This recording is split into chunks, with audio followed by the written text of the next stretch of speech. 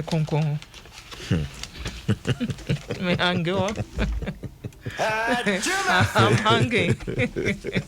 See, Ebenezer and your dear Bedrini, kakra. Yeah, bad dear no ase papa. Ye buson kakra na ene the one krata na ye bebo ni tewtew. Me gidi se asem no a mahase no. Eno a Eti se ene ye de ko. Movie. Nye movie se ya agromu. Ye de ne part se na eba. Eti ena wo kan bibi se o pese ye hwe efie domestic violence ni we no. Na me ka bibi se be a continuous idea ye beye. Na me ka se nya man kwa ne bre relationship. No. Emma binom so bre papa. Problem we say eya ade bia na se eya ne ade ani hwe one group na say sex bi say eya ma.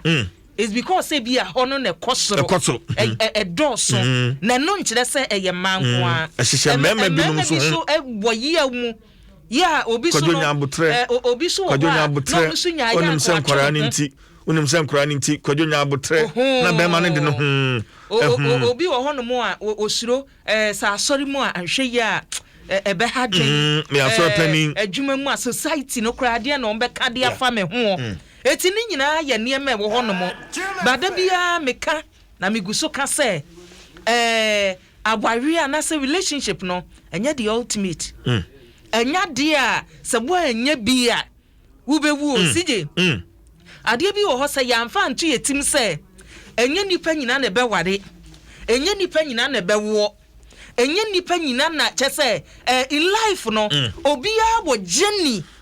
Yeah, okay, okay, sometimes societal pressure. Any na fufo na me nia no nyina ware akamen kwa ma yonkufo nyina ware enti no enye pra no ano de ne kon ekoshim ye be yi sa de na free ho no mo na wo nipa krobo hu se me an individual se kwia me journey no am namu wa abrabom no me de ye different from obia de CJ na okra ni nyame na me nyina ho minim ni nyame se CJ meye me wasudie ye wosa me hwe me de no society no se wodi anu achi pressure na achi CJ wiase a wote no niam mienu ana da bia me de me gidi so obia wo ye beboa wo so wunyame a wo bo wo ba asase su ani ne wugidie no enu ntime da bia say press before nyumo say for nyumo say enkesese mi bisa se ne me ye no ebe ye Yesu fe say eso nyame ani a nipa de you can never please man what me please man asembi aramekano adibi arame enka se mi bisa nebe Yesu nyame na betumi please ni CJ nyame ba ye nipa de se CJ na me ka cho se CJ ata ye hye eye me fedodo watchna betumi hye the same to me ka cho se CJ na de ata ntantani you can please man anti society no yenyi enu mfirimu mesraw ye kan there are many women there are many men nipa wo ahochiri bi mu a sesei sanya biri na etie na wo se wo bie lines na tum CJ nko aso besi eneme bie adwuma na me be ya but the point ni say me bie nobody wo no say wo decide say I'm going na move the word is move go move. It's not about media social media kuru ya obi sori na otam the phone si nanimu a afutu a wode ma ne say nyia wade hwe na no nitie wo ba bi die si je ne yam hye me oba ni di wo bi a wagya ya waye na wo si wagya waye mimi kuna mi gya no wawu kama sa akwa fa no wo gya no a wo be hye Bible no ebo reasons a ye gina so a wutumi gya waye me de me boa ne me Bible no ka asa ne o tia ase enye sa na mti ase na emom Bible no de ne ye wo twero no wo twera da ho no ma ye nyina ye kan ni ewomu oni say Bible no nka asemu obi nya awade o e wo reason a odi akwanya ne ma say se wo pa wutumi tena ho dwama mode ne wom okay na me no wa na ti ha no ndum wo ya ensori o de fonkrata enum kaka ma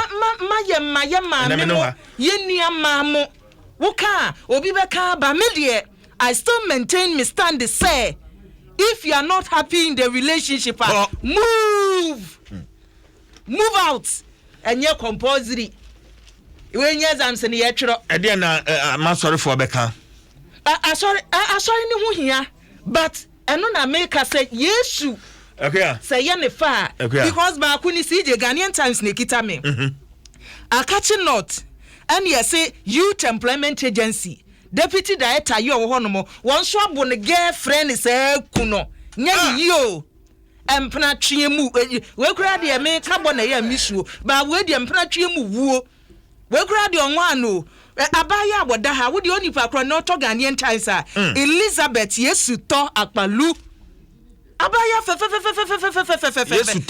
Yesu to akpalu Yesu dia fe shabaya yoda hono mo shabaya yoda wa kura abaya o wo bo ne sa wa kunu mpratwe wonko tua ka mpratwe free wonko tua ka pre emma maame emma nua emma papa wakuno enti me say ye mpratwe o say ya wade o say wohwe mo na woda wo jam na wonim se ne yesi hyehyɛ fa akuya ena obehunu maayo me boyfriend akuya me ba me pa no kwa yawie kwade yawie me boyfriend o na boy di ni mpabro wo no won twinka he empathy CJ unless wuni pakro wakata wani so relationship na wo mu enye yi a you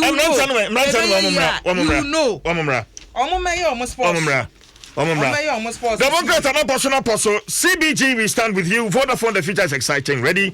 Agbeve Herbal Center. I receive you. You make that Roma. And I did the one cut. Not personal person. Me sorry. I wanna ya word say na mema di. Ya kan mema di. I wanna utim na won chire wa sorry. Bemo wo ba move.